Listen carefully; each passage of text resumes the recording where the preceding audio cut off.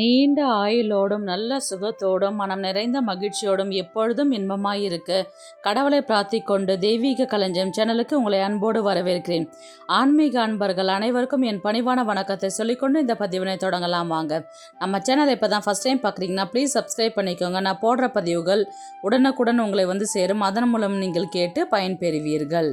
இன்றைக்கி நம்ம எதை பற்றி தெரிஞ்சுக்க போகிறோன்றது பார்த்தீங்கன்னா, நவராத்திரி 4, 5, 6க்கான ஆரத்தி, என்ன வகை சுண்டல் செய்கிறது, நெய்வேத்தியங்கள், பலன்கள், கோலம் என்ன போடுறது, இது எல்லாமே முழுசாக தெரிஞ்சுக்கலாம். வாங்க வீடியோக்குள்ளே போகலாம்.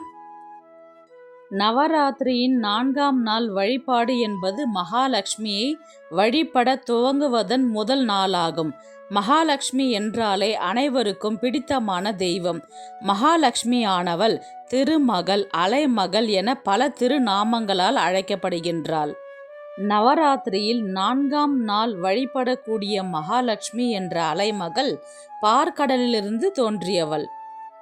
நவராத்திரியின் 4வது நாளில் மலைமகளை வழிபட்டு முடித்து மகாலட்சுமியை வீட்டிற்கு அழைக்கின்றோம்.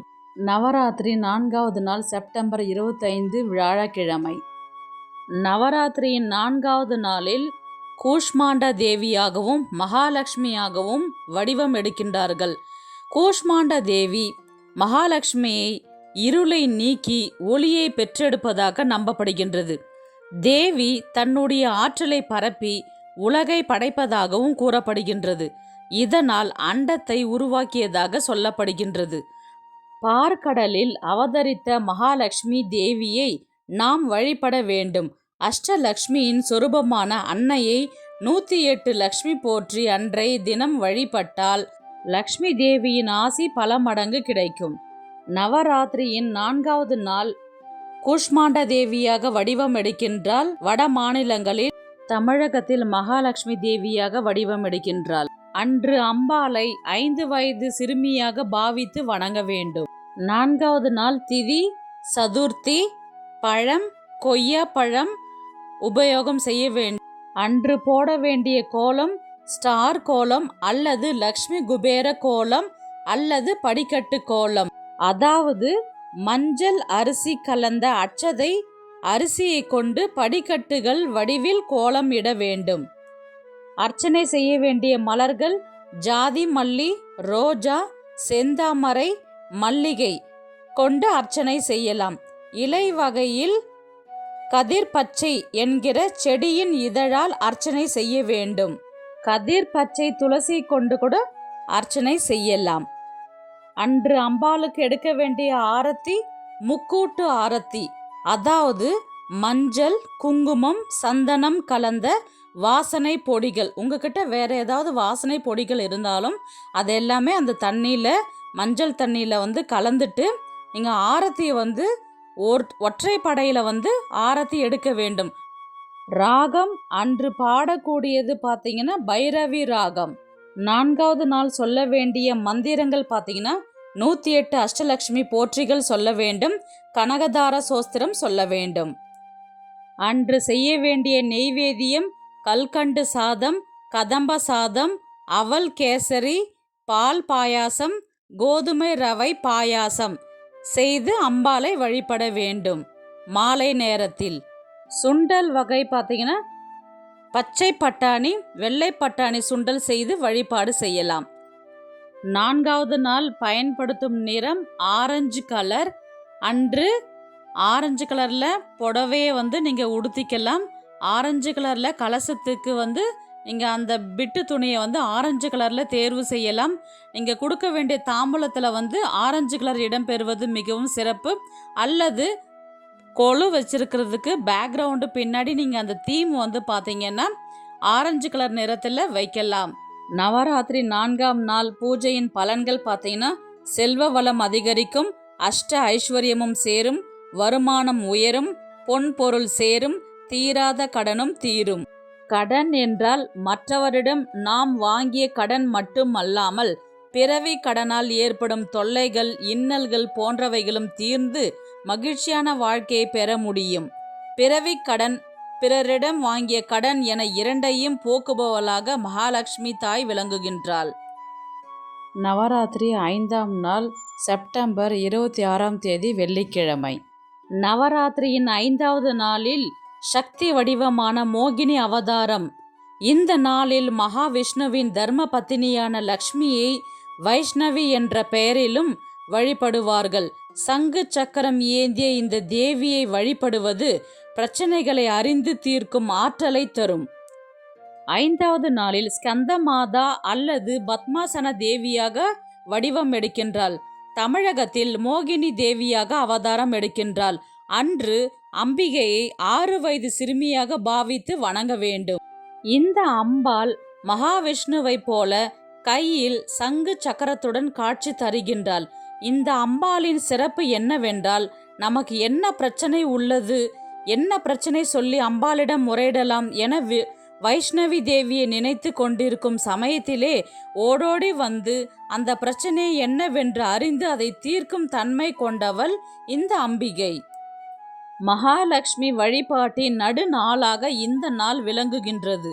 மகாலட்சுமிக்கு உரிய 3 நாட்களில் முதல் நாளில் செல்வத்தை தருபவளாகவும், 2வது நாளில் தந்த செல்வத்தை பாதுகாக்கக்கூடியவளாகவும் அம்பாள் விளங்குகின்றாள்.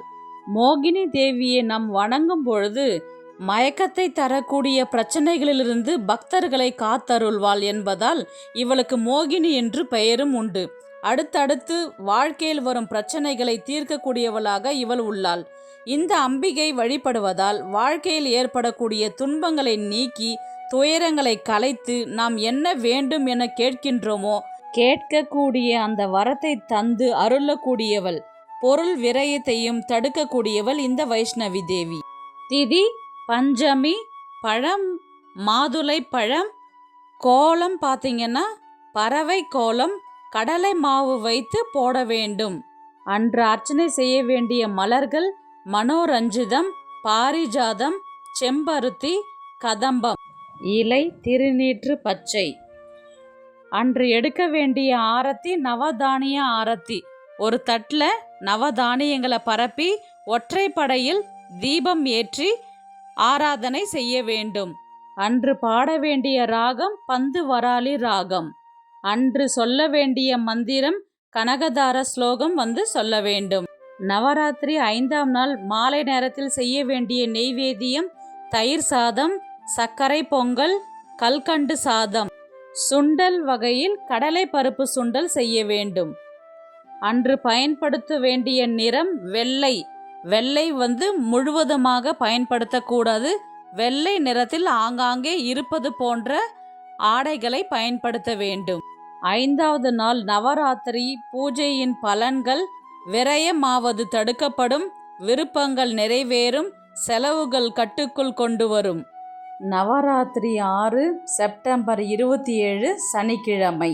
நவராத்திரி 6வது நாள் காத்யாயனி தேவியாக வட மாநிலங்களில் அவதாரம் எடுக்கின்றாள். தமிழகத்தில் சண்டிகா தேவியாக வடிவம் எடுக்கின்றாள். அன்று 7 வயது சிறுமியாக பாவித்து வணங்க வேண்டும். இந்த சண்டிகா தேவியானவள் போர் குணத்துடன் இருக்கக்கூடியவள். இந்த தேவியை நாம் வழிபடும் பொழுது ஜென்மங்களாக தொடரும் சாபங்கள் பாவங்கள் தொலைகின்றது. அது மட்டும் அல்லாமல் தலைமுறையாக தொடரும் தரித்திரத்தையும் போக்கக்கூடியவள். இந்த சண்டிகா தேவி மகாலட்சுமியின் ரூபமாக பார்க்கப்படுவதால் சண்டிகா தேவிக்கும் தரித்திரங்களை போக்கும் குணமுண்டு. சண்டிகா என்றாலே சற்று உக்கிரமான ரூபம் என்பது நம் அனைவருக்கும் தெரியும். ஹோமங்களில் கூட சண்டி ஹோமம் மிக மிக உயர்ந்த பலனை தரக்கூடிய ஹோமமாகும். பொதுவாக எல்லா ஹோமங்களையும் எல்லோராலும் செய்துவிட முடியாது. சில ஹோமங்கள் சில இடங்களில் சிலரால் மட்டுமே பண்ண முடியும். அப்படிப்பட்ட சக்தி வாய்ந்த ஹோமங்களில் ஒன்றுதான் சண்டி ஹோமம். இந்த ஹோமத்தின் நாயகியாக அம்பாளே விளங்குகின்றாள். இந்த நாயகிக்கு போர் குணம் என்பது உண்டு. பக்தர்களுக்கு வருகின்ற பிரச்சனைகளை தீர்க்க கோபமாக வரக்கூடிய ரூபமாக இந்த சண்டிகா தேவி விளங்குகின்றாள். திதி ஷஷ்டி. பழம் வகையில் ஆரஞ்சு நார்த்தம் பழம். கோலம் தேவியின் நாமத்தையே கோலமாக போட வேண்டும். கடலை மாவை பயன்படுத்தி இந்த கோலத்தை போட வேண்டும். அர்ச்சனை செய்ய வேண்டிய மலர்கள் செம்பருத்தி, சம்பங்கி, செவ்வந்தி. இலை வகையில் சந்தன இலை கொண்டு அம்பிகைக்கு அர்ச்சனை செய்யலாம்.